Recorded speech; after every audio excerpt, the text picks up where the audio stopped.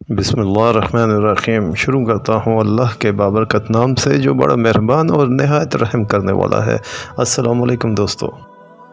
हज़रत मोहम्मद सल्लल्लाहु अलैहि वसल्लम की नबूवत से पहले की ज़िंदगी, सफ़र शाम और इज़्दवाजी ज़िंदगी के बारे में जानते हैं। आप सल्लल्लाहु अलैहि वसल्लम ज़हीन, समझदार, नेक तबीयत, साबिर और खुददार थे। संजीदगी और मतानत के गोया पुतले थे। खेल कूद की तरफ बिल्कुल तवज्जो ना थी।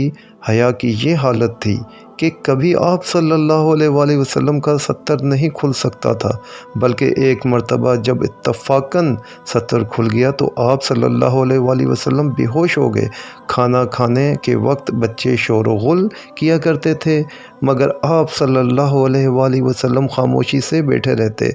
जब आप सल्लल्लाहु अलैहि वसल्लम के चाचा अबू तालिब बुलाते, इस वक्त हजूर सल्लल्लाहु अलैहि वसल्लम दस्तरख्वान पर तशरीफ़ लाकर खाना खाते।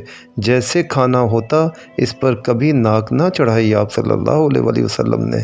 सच्चाई, अमानतदारी, अदब, तहज़ीब गोया आपकी घुट्टी में पड़ी थी, या यूं कहूँ कि कुदरत के हाथों ने तमाम अच्छी बातों की गोया एक तस्वीर बनाई थी।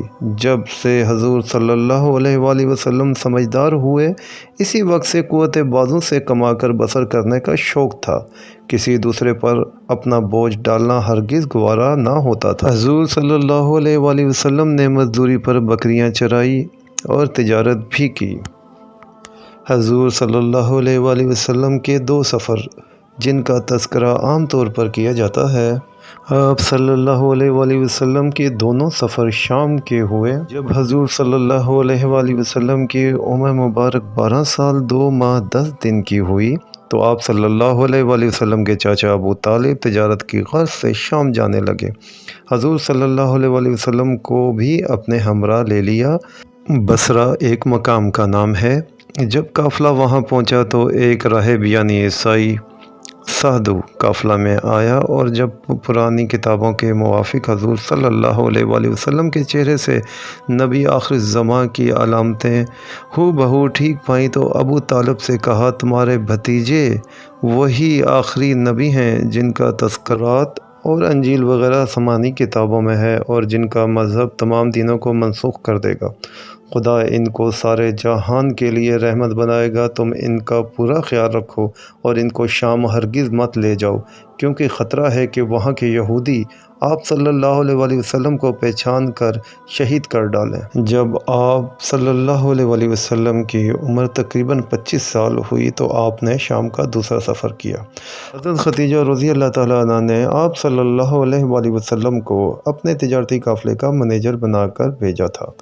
हज़रत खदीजा रज़ी अल्लाह ताला अन्हा मक्का की एक दौलतमंद और अमीर औरत थीं। उनकी बहुत बड़ी तिजारत अरब में और अरब से बाहर हुआ करती थी। उनके शौहर वफ़ात पा चुके थे। ज़रूरत थी कि कोई ईमानदार, सच्चा और समझदार शख्स मिल जाए। हजूर सल्लल्लाहु अलैहि वसल्लम की तारीफ़ें बहुत सुनी थीं। उन्होंने अपनी तिजारत के लिए आप सल्लल्लाहु अलैहि वसल्लम से बेहतर कोई शख्स नहीं समझा, लिहाजा नफ़े में एक ख़ास हिस्सा मुकर्रर करके आप सल्लल्लाहु अलैहि वसल्लम को अपने माल का ज़िम्मेदार बनाकर शाम रवाना कर दिया, और अपने ख़ास ग़ुलाम को, जिनका नाम मिसरा था, हजूर सल्लल्लाहु अलैहि वसल्लम के साथ कर दिया कि किसी किस्म की तकलीफ़ ना हो और हजूर सल्लल्लाहु अलैहि वसल्लम की खिदमत करते रहें। जब हज़रत मोहम्मद सल्लल्लाहु अलैहि वसल्लम शाम पहुँचे तो एक दरख्त के नीचे ठहर गए। एक राहिब जिसका नाम नस्तूरा था हाजिर हुआ, और बहरा राहिब की तरह इसने भी हजूर सल्लल्लाहु अलैहि वसल्लम को नबूवत की बिशारत दी और कहा कि मैंने आप सल्लल्लाहु अलैहि वसल्लम को इस वजह से पहचान लिया कि इस दरख्त के नीचे आज तक नबी ही ठहरे हैं। आप सल्लल्लाहु अलैहि वसल्लम के साथी मिसरा का बयान है कि जब दोपहर की गर्मी और धूप तेज़ होती तो 2 फरिश्ते आते और हजूर सल्लल्लाहु अलैहि वसल्लम पर साया करते। हजूर सल्लल्लाहु अलैहि वसल्लम ने नहायत समझदारी और ख़ूबसूरती के साथ तमाम माल बहुत बड़े नफ़े के साथ जल्द फ़रोख्त कर दिया, और फिर दूसरा माल शाम से भरवा कर मक्का तशरीफ़ ले आए। जब ये माल मक्का में फ़रोख्त हुआ तो दुगने कीमत में बिका। معلوم ہوا کہ تجارت یا مزدوری کرنا اور قوت بازو سے کما کر بسر کرنا ضروری ہے اور یہ ثواب کی چیز ہے۔ آپ صلی اللہ علیہ وآلہ وسلم نے توکل کبھی نہیں چھوڑا، مگر توکل کا مطلب یہ نہیں کہ بیوی اور بچوں سے بے پرواہ ہو کر ہاتھ پر ہاتھ رکھ کر بیٹھ جائیں، یا باپ دادا کی چیز ہو تو اس پر بھروسہ کر کے اپنے آپ کو اپاہج بنا لیں، بلکہ توکل کا مطلب تو یہ ہے کہ کمائی ہوئی ترقی میں پوری تدبیر اور پوری کوشش سے کام لیں، البتہ اس کا یقین رکھیں کہ نتیجہ اور انجام اللہ عز و جل کے قبضے میں ہے۔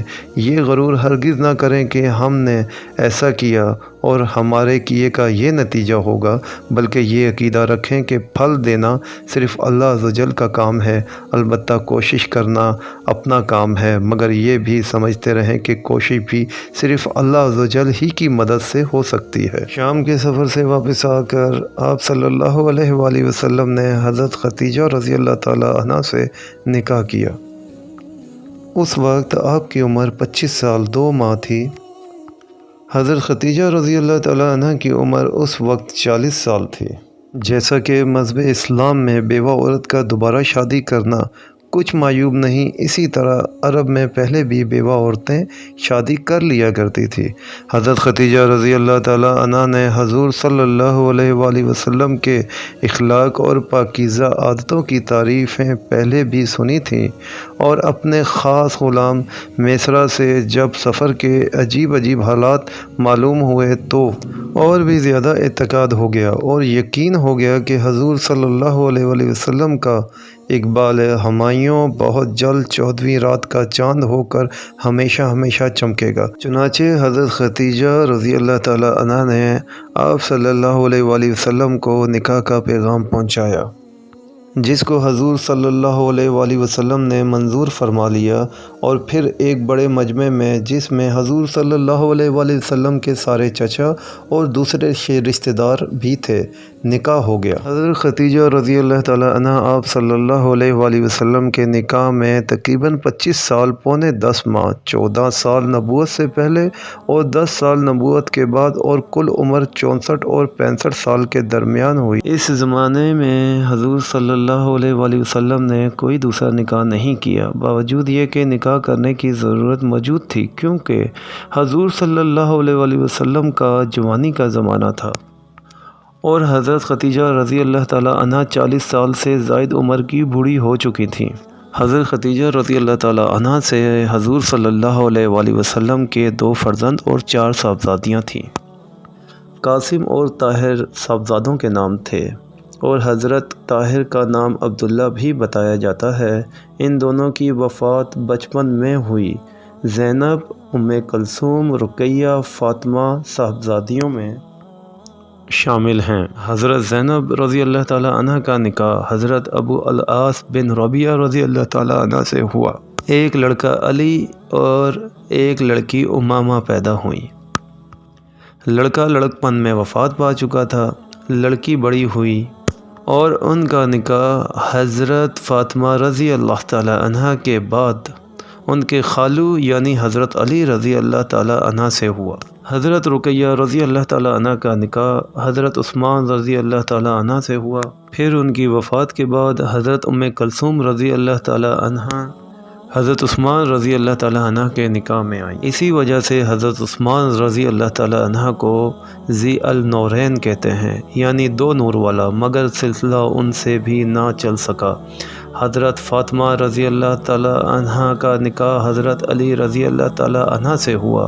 ان کے اولاد پیدا ہوئی اور ان سے سلسلہ نسب چلا۔